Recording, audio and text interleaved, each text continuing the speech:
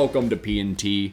I am your host, and you are watching Heads Up Highlights, where we showcase the cerebral side of the sport. I have several situations to break down and analyze with you tonight to take a deeper look at all of the variables in play, understand why a player made the decisions they made, watch them read and react in real time, and come through for their team when they needed it the most. I'm very excited for this segment.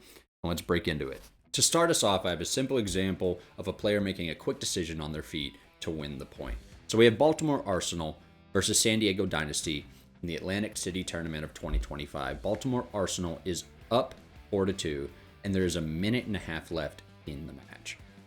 San Diego Dynasty needs 2 points just to tie it up and push the game into overtime. Baltimore Arsenal knows that if they just play defensive, stay back, and control lanes, they can burn off enough time to win the match, and that is the whole goal. So Baltimore Arsenal is pocketed up with the exception of Elliott Weaver, who is their furthest player down the field at the 40 brick. And we have Cody Mikowski in the back center for Arsenal. We have Steven O'Mara in the Dorito Aztec. We have Benny Carroll in the Baby Dorito. We have Elliott Weaver at the 40 brick, as mentioned before. They are simply holding lanes. Benny Carroll is swapping between the Dorito side and the snake side. Steven O'Mara has been on the snake side lane pretty much the entire point since he moved to the Aztec. And Cody Mikowski is watching the Dorito side, trying to keep that Dorito side aggression in check. Elliott Weaver is playing both sides of the field. In response to this, we have San Diego Dynasty on the push play, trying to generate as much offense as possible, as quickly as possible, and capitalize on any mistakes that Baltimore Arsenal is going to make. We have Yosh Rao at the Dorito wedge on Arsenal's side of the field. We have Arturo wrapping the snake wedge at the 50 snake. And we have Joe Barrett streaking down the Dorito side, capitalizing on Baltimore Arsenal's lack of real estate, coming all the way to Baltimore Arsenal's Dorito 3. Now, Elliott Weaver is trying to control as much as he can here in the 50 brick, but he's getting pinched out and runs to his death to Yosh Rao. Now, in response to this, Steven O'Mara is purely locked up on the snake zone. Cody Mikowski, recognizing the presence of Yosh Rao and Joe Barrett making it to their Dorito 3, is simply watching this lane right here, trying to pressure not only the inside of Joe's bunker here, but also just keep tabs on Yosh and try to make sure that he can't get to this tower. Benny Carroll is strictly now watching the bump between the Dorito 3 and the Dorito 2 of Arsenal's side of the field. So this bump right here. He doesn't want Joe Barrett to make that move and be able to get a shot in on the pack of Steven O'Mara or Cody Mikowski. Moving forward, Joe Barrett loses a gunfight on the Dorito wire to Benny Carroll or Cody Mikowski. Yosh Rao moves into the Dorito side Aztec and starts looking for poppers over the tops of bunkers, eventually finding Cody Mikowski in the back center, who's eliminated. But Yosh Rao runs into Benny Carroll's gun as Benny Carroll was watching from the Baby Dorito for that specific move from Yosh. Now it's a 2-on-1. We have Benny Carroll and Steven O'Mara for Arsenal, and Arturo Andrade, who has hit the dirt and is crawling down the snake side, trying to get enfilade fire on the remaining Baltimore Arsenal players. Arsenal is trying to find Arturo, but Benny Carroll, knowing that it is a 2-on-1 situation now, moves from the Baby Dorito down the field, trying to see if he can spot Arturo and gain real estate in the process. This has now turned from a purely defensive play to we might be able to win this point. So, Steven O'Mara and Benny Carroll searching for Arturo Andrade. Benny Carroll continues down the Dorito side. Steven O'Mara, purely looking for Arturo, dodges a stream by moving to the other side of the Aztec as Arturo starts hunting him down. But Benny Carroll is streaking down the Dorito side, keeping tabs on Arturo the whole way, and runs straight in for the buzzer, hitting it, stealing the point in a situation where Baltimore Arsenal was already winning, and Benny Carroll understood that Arturo can only focus on one of them at a time. O'Mara bought Benny Carroll time by just playing his life and defending the buzzer. Arturo, eventually shooting O'Mara, ran out of time because Benny Carroll, who was running down the Dorito side and looking between the bunkers every step of the way, keeping tabs on Arturo's position, making sure he could continue to make the move, stole the point at the home box. Really clever play by Benny Carroll, and a really quick decision made on his feet to go down that Dorito side and not just stay pocketed up, hiding in his bunker. This next play is one of my favorite examples of a back player quarterbacking their team to victory, simply because we could hear the entire interaction. It's New York Extreme versus Red Legion at the Lone Star Open 3v3 tournament in 2025. Both of these teams are in the loser bracket, playing their second match of the day, so they already have an idea of how the field is going to play in this 3v3 matchup. We can see here that they're going to go 2 guns up towards the snake side, just by their posture alone. I also have seen the clip, so I know they go 2 guns up on the snake side. And they have a risk down the Dorito side. He's going to run all the way to the Dorito 2. They're hoping for a kill on the snake side, which they do not get because Red Legion spreads the field to both corners with their attackers. Red Legion is going to be the first to make a move on the attack to the snake 2, but New York Extreme is quickly going to follow it up with the inside route by Nico into New York Extreme snake 2. So, both snake attackers are mirrored up, but New York Extreme is further down the field on the Dorito side. As far as real estate goes, New York Extreme has a better position. Red Legion's Dorito player was holding the inside zone whenever New York Extreme's player made this move into the snake 2. Taking a peek inside, he's going to see that no one's stopping him from moving down the Dorito side, so he goes from the Dorito corner to the wedge. This was made possible by both of New York Extreme's Dorito and back player watching the snake side of the field. Currently, at this moment, every single New York Extreme gun is focused on the snake. So, Red Legion's Dorito corner was able to make the move from the Dorito corner all the way to the Dorito wedge. Harris looks to the Dorito side, but did not see the move to the Dorito wedge. The Dorito wedge for Red Legion is going to make it to the Dorito 50 brick. And Harris is looking this way, trying to understand, or trying to locate rather, where that Red Legion Dorito attacker is. And he's going to find out here in just a second when the Red Legion attacker wraps. Once the Red Legion Dorito attacker wraps the 50 brick, Harris lets Buko know that they've made it to the 50 brick on his side of the field, and Buko moves to New York Extreme's Dorito wedge. Buko is now trying to fight the Dorito attacker down the wire, just trying to keep him honest so that this Dorito attacker can't wrap the brick on Harris. But Buko also has an incredible shot on the inside to the snake 2 of Red Legion. They know that Red Legion is in the snake 2, so Buko is actually playing both sides of the field here, trying to keep the Dorito 50 brick in check, while also capitalizing on this lane into the snake 2, trying to help his snake player hopefully move up. Red Legion's back player, on the other hand, has moved from the back center all the way to Red Legion's Dorito 2. They are choosing to capitalize on this Dorito presence and attack down that side of the field, leaving their snake player as an island. This means, theoretically, the snake player should be playing his life, not allowing himself to get into gunfights that are risky, just so he can stay alive and allow his teammates to work the other side of the field where they feel that they have an advantage. New York Extreme's Snake 2 is watching the inside and occasionally snapshotting down the wire just to keep his mirror in check. Red Legion's Snake player understands the situation and starts to play more conservative. You can tell by his moving of his knee into the bunker. He's not really planning on battling New York Extreme's Snake 2 in his mirror. He is just hoping to stay alive long enough to allow his teammates the opportunity to finish off this attack on the Dorito side of the field, eliminate Ray Bucco, Harris Hussein, and then they can finish off this snake together. That's the idea.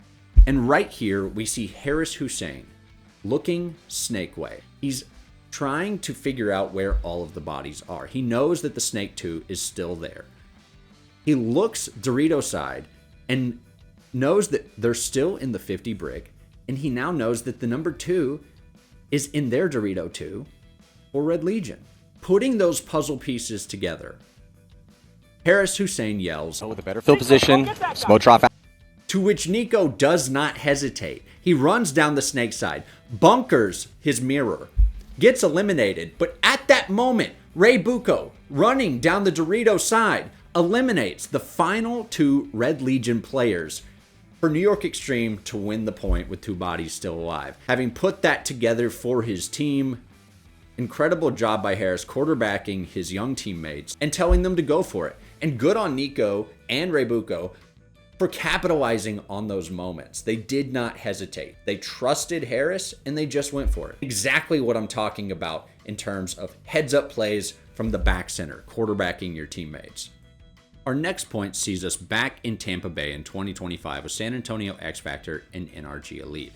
Both teams have a similar conservative breakout with a lot of guns up off the break, with the exception of Fuzzy Jackson, who's gone to this 40 wedge in the center, watching that Dorito side.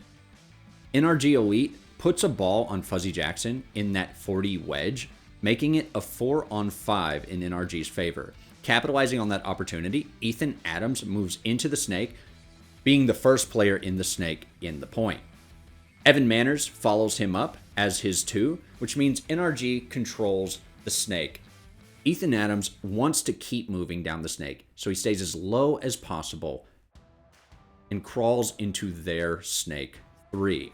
X Factor, knowing that they are down a body, just wants to keep zones controlled and keep everyone alive. They do eliminate Askren off of a bounce shot, evening up the body count, giving Billy some breathing room in the snake. Billy popping the top, looking around at the snake wire, decides he wants to move to the 50 snake and starts to fight inside. This alerts NRG to his presence, so they start shooting this bounce shot, which does eliminate Billy with a ball to the back. This alerts Archie to a presence in the snake, he thinks. He thinks Billy just got bunkered by someone crawling to their snake 4. So Archie launches, putting a ball on Ethan Adams and then fighting the snake wire. Archie wraps, shoots the back center in the pack, making 2 eliminations and completely turning the tables of this point, all off of the read and react that someone moved up into the snake and shot my snake player. Threatened by the same bounce shot that eliminated Billy, Archie retreats. He doesn't keep fighting. He doesn't move even further forward. He retreats. And then he looks at the clock. In that moment, he knows that they are up bodies. They have the advantage. All they need is 1 point to win this match. They are further down the field than their opponents, and they can run the clock down. He stays calm. He slows the point down. NRG Elite, with a player in each corner, is just trying to survive now. Archie puts a ball on the snake corner, baby Dorito, eliminating him and making it a 3-on-1 in X Factor's favor. That forces the concession, all off the back of Archie Montemayor's incredibly intelligent 2-pack and then a retreat to slow down the point. You don't always have to move forward. You can slow it down, gather your head, let your teammates know everything you know, communicate, and just keep your cool in a situation to win the point. Now we're going to watch some very high-level paintball IQ on the attack. We have Los Angeles Ironman versus Seattle Uprising, and Jerry Caro is eliminated off the break running to the snake, making it a 4-on-5 against the Ironmen off the break. Nate Schrader has moved to the 50 wedge and is looking for packs and backs on the wrap. But the Ironmen are in trouble. They need a point. They have a lot of time to work with, but they need to make something happen. Tom Guest is going to move to the 50 brick up the middle, and they are going to actually get a player into the snake insert bunker, spreading the field a little bit. But we have Tom Guest right here in the 50 brick, looking up the center of the field for anything that he can see. The Los Angeles Ironmen make it into their baby Dorito, which is a substantial improvement on the Dorito side positioning for the Ironmen. But what they don't know is that Nate Schrader is right here with a trap at the 50 wedge. Nate is watching this lane right here. He is waiting for a player to move from the baby Dorito into the Dorito W. He is sitting here, not shooting his gun, just watching, hoping to put a ball on that attacker. The Ironmen are going to eliminate Ilya on the Dorito side to even the count, but they still have a lot of room to make up with that presence in the center that is Nate Schrader. We have the Ironmen's Dorito attacker right here, trying to assess the situation to understand if he can make this move. What he doesn't know is that Nate has set a trap for that exact lane. Assessing the situation, he explodes and doesn't get hit by Nate, who was holding that lane the entire time. Nate, now knowing that someone just went through the lane he set up a trap for the entire time, moves to the lane between the Dorito W and the Dorito 2. Unfortunately for Nate, the Ironman Dorito attacker makes it through that lane as well, without a ball being put on him. Nate now feels the need to make something happen, but he doesn't know about the improvements that the Ironmen have made in their positioning on that side of the field. So he starts to wrap the 50 wedge. He sees Tom Guest in the 50 brick, but misses him. So he launches, trying to trade with Tom Guest. Nate gets eliminated by Tom without Nate putting a ball on Tom in the process. Tom, instead of moving forward or seeing what he can get away with on the Dorito side, intelligently moves to this Hertz tower. He moves up into that 50 wedge, taking the spot that Nate occupied the entire point, and he immediately puts a ball on a player on the Dorito side.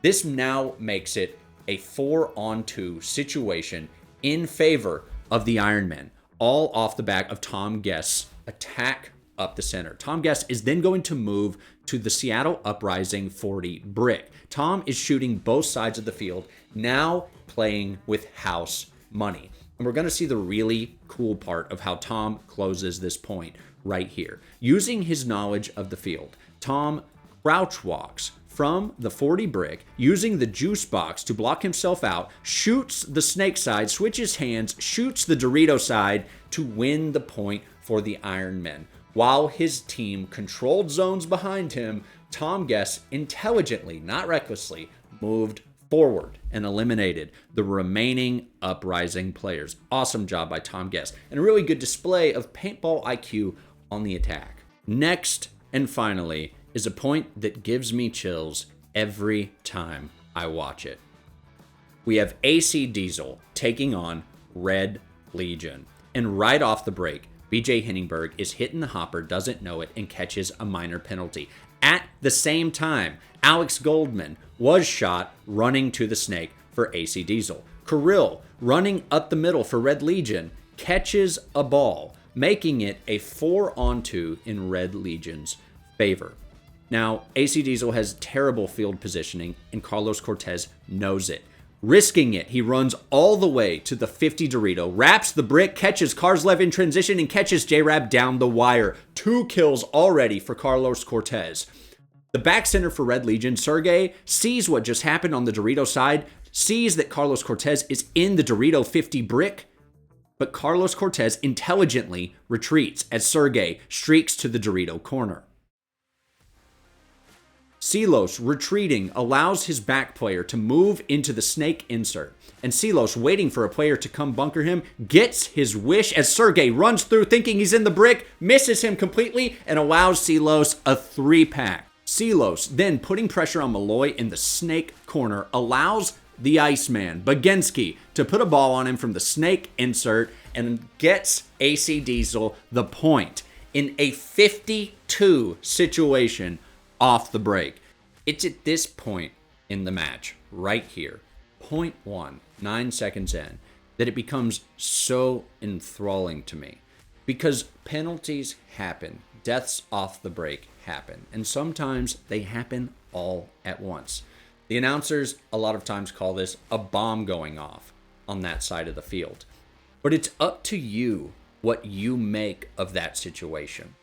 Not allowing their zones to drop, Baginski puts a ball on Kirill as he moves from the 40 wedge to the 50 wedge, getting their first elimination of the point and showing some signs of life. Carlos Cortez not feeling any pressure from Red Legion because they had already made it so wide out onto the Dorito side, then takes his opportunity to move down the Dorito side. That was an extremely risky but highly rewarding move by the young player, going all the way to the 50, feeling like he's playing with house money. Anything he can do at this point in the match is a bonus because of the circumstances that happened before it. And that's a really positive, really powerful way to look at something like that happening. Just try to make something happen. Work with what you have. Don't throw in the towel in your mind and just sort of give up on the point, because you can still bring it back, as we see Carlos Cortez do right here. Carlos wraps the 50 brick and catches Karslev right here in transition with J-Rab down the wire because they were unaware of an AC Diesel player making it that far down the field on the Dorito side. They had no reason to expect someone to be there because of the minor penalty, because of the shot off the break. They expected them to pocket up, which is exactly why Carlos Cortez's decision was so impactful. The next part of this point I really want to highlight is the retreat. He sees Sergey move out to the Dorito corner, and instead of staying there, instead of trying to fight him, he retreats. He knows he can set a trap. He knows Sergey's going to try to come bunker him and catch him by surprise. And when that happens, Silos cuts him up because Sergey thought he was in the brick. He assumed he would stay there, but Silos was smarter than that. He retreated. You don't always have to move forward. This is a great example of a trap being set and just multiple really intelligent moves being made by a single player in a point where you start with 3 players down. It's just incredible and one of my favorite plays I've seen in recent memory. Awesome job, Silos, and just something I wanted to highlight. Thank you for watching Heads Up Highlights. To watch all of the professional paintball you want, go to MLPBplus.com. And don't forget to tune in for the Tampa Bay Open, the first stop of the 2026 NXL Tour. In the meantime, go play paintball. Have a good night.